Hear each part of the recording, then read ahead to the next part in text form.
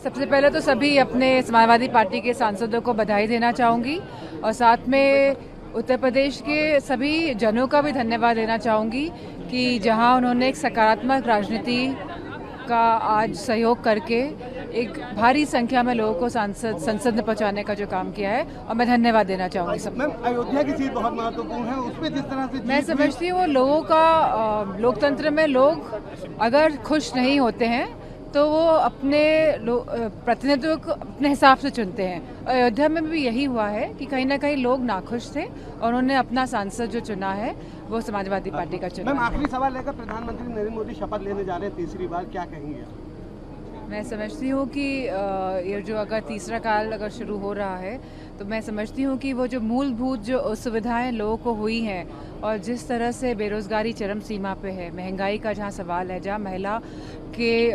सुरक्षा का बहुत बड़ा सवाल है, जहाँ पे आप कार्यकर्ताओं पे तो एफआईआर लिखा रहे हैं, लेकिन अगर लोग जो पीड़ित हैं, जो प्रताड़ित हैं, वो एफआईआर लिखवाए जाते हैं तो उनकी एफआईआर कहीं ना कहीं नहीं हो पा रही हैं। तो इन सब जो जनता के मुद्दों का उस पर ध्यान दिया जाएगा तो मैं समझती हूँ कि जनता को भी सुविधा और सहूलियत पहुँचेगी और भाजपा की भी जो इमेज जो बनेगी उसमें भी सुधार कहीं ना कहीं होगा। मैं सबसे पहले तो सभी अपने समाजवादी पार्टी के सांसदों को बधाई देना चाहूँगी और साथ में उत्तर प्रदेश के सभी जनों का भी धन्यवाद देना चाहूँगी कि जहां उन्होंने एक सकारात्मक राजनीति का आज सहयोग करके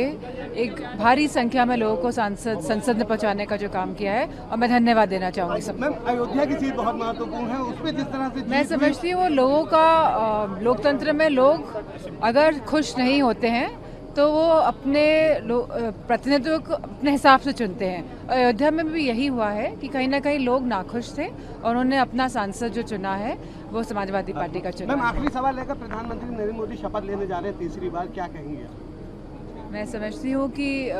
ये जो अगर तीसरा काल अगर शुरू हो रहा है तो मैं समझती हूँ कि वो जो मूलभूत जो सुविधाएं लोगों को हुई हैं और जिस तरह से बेरोज़गारी चरम सीमा पे है, महंगाई का जहाँ सवाल है, जहाँ महिला के सुरक्षा का बहुत बड़ा सवाल है, जहाँ पे आप कार्यकर्ताओं पे तो एफआईआर लिखा रहे हैं, लेकिन अगर लोग जो पीड़ित हैं, जो प्रताड़ित हैं, वो एफआईआर लिखवाए जाते हैं तो उनकी एफआईआर कहीं ना कहीं नहीं हो पा रही हैं। तो इन सब जो जनता के मुद्दों का उस पर ध्यान दिया जाएगा तो मैं समझती हूँ कि जनता को भी सुविधा और सहूलियत पहुँचेगी और भाजपा की भी जो इमेज जो बनेगी उसमें भी सुधार कहीं ना कहीं होगा।